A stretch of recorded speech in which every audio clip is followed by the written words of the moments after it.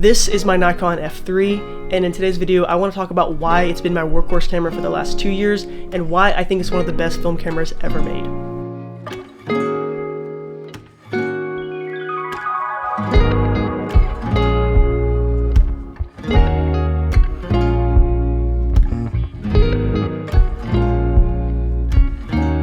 So like I said, I've owned this camera for around 2 years, and I've shot probably at least 30 to 40 rolls of film on it.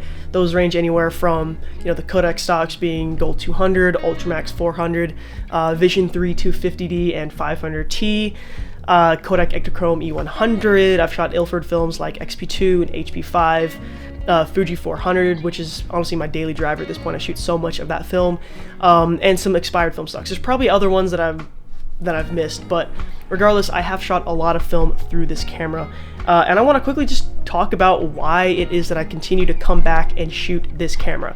Now, I quickly want to mention the actual lenses that I'm using on this camera. Starting at the widest, we have the 28mm f2.8, and then the lens that's on the camera, which is pretty much glued to this camera at all times. This is the 50mm f1.4. Then we have the Nikon 55mm f2.8 macro. And rounding the set out, we have the Tokina 100mm f2.8 macro. Now, would I recommend this camera? The short answer is yes, I would. If you are someone that's been looking at the F3 that's maybe on the fence about it, or if you're someone that wants a 35mm camera that offers so much and is insanely powerful, then yes, I don't know who I wouldn't recommend this camera to. It's just so good at everything that it does. One way that I would describe this camera as, it's the perfect blend between advanced and analog. It still gives you that full analog experience of having a manual focus camera, being able to shoot in fully manual mode, but then it also has the ability to shoot in aperture priority. The metering system is insanely powerful, and so many other reasons that make this camera, in my opinion, so good. So now I want to quickly fire off some pros about this camera. The first one, in my opinion, being the metering system. It's absolutely fantastic. It's a center weighted system. When I put my eye to the camera, there's a couple different circles in here that are in charge of the focusing system.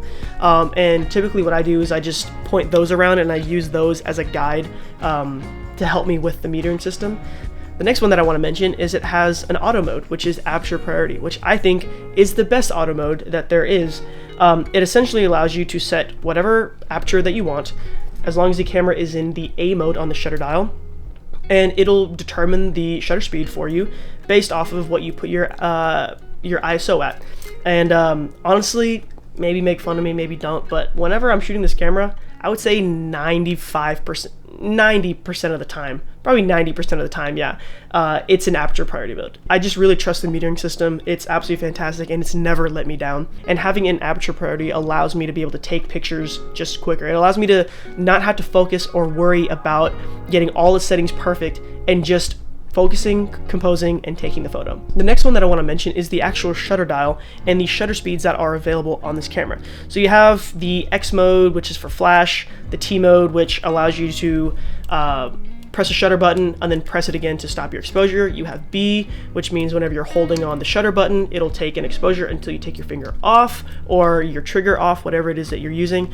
And then the available shutter speeds go from 8 seconds all the way up or down to 1/2000th of a second, which is really crazy to have a camera that has that much variability within the actual shutter speeds that are available. I don't know how many other cameras there are that allow you to shoot at up to an 8-second exposure on the actual shutter dial, and there's also not a ton of cameras that go up to 1/2000th of a second. The ISO dial also, I actually don't even know how low it goes. Let's see.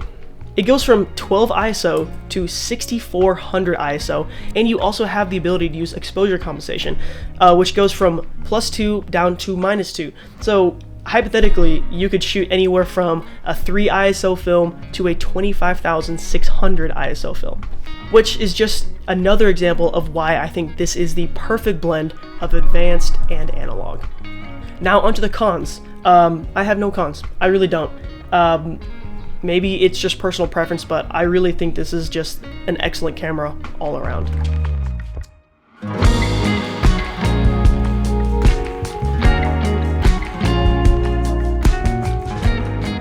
This is not a con, but this is one thing that I want to mention.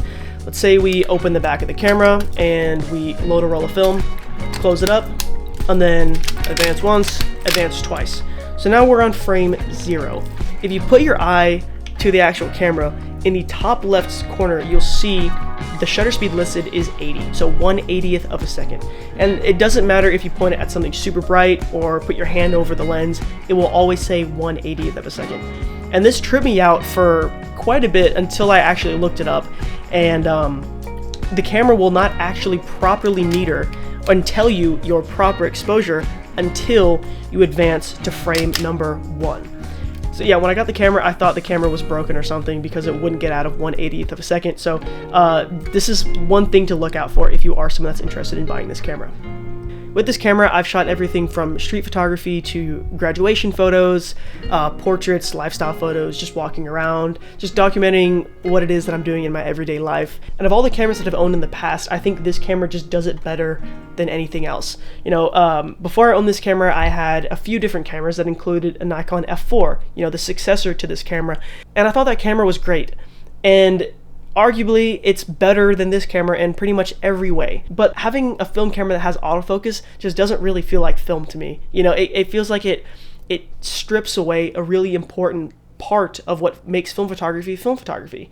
And I keep on saying this, but I just think this camera is the best blend of advanced and analog. So with that being said, if you are someone that is interested in this camera or has ever had any interest in this camera, and you have the ability to pick it up, I would say just do it. I don't think you'll regret it. I think this is an absolutely amazing camera, and I am so happy I have it. So with all of that being said, I hope you enjoyed the photos that I showed you, and I hope you enjoyed me rambling about this camera. If you want to check out more of my work, I'll put my Instagram on the screen. I'll also put it linked in the description along with my website if you want to check out any of my other work. And yeah, thank you again for watching, and I will catch you in the next one. Peace.